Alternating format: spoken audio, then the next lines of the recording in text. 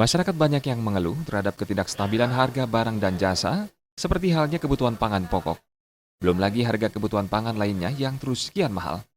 Tak bisa dipungkiri, inflasi pun dikhawatirkan akan meningkatkan angka kemiskinan tahun 2015.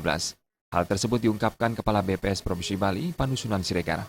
Dirinya menambahkan tingginya harga pangan dapat berimbas pada inflasi serta kemiskinan dan kelaparan yang bisa memicu krisis sosial dan politik.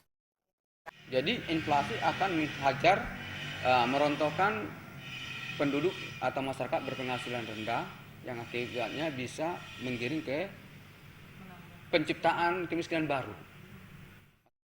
BPS mencatat, angka kemiskinan Indonesia sejak 5 tahun selalu mengalami penurunan.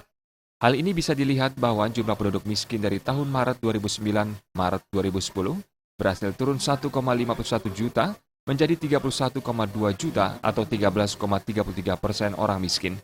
Walau mengalami penurunan, jumlah tersebut masih dianggap tinggi karena melihat kenyataan bahwa masih banyaknya jumlah masyarakat yang masih menerima subsidi untuk beras raskin dari pemerintah.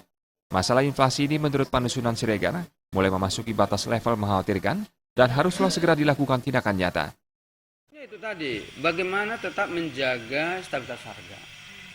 Nah ini ya agar daya beli masyarakat itu tetap terjaga. Jadi inflasi ini memang sangat berbahaya lah.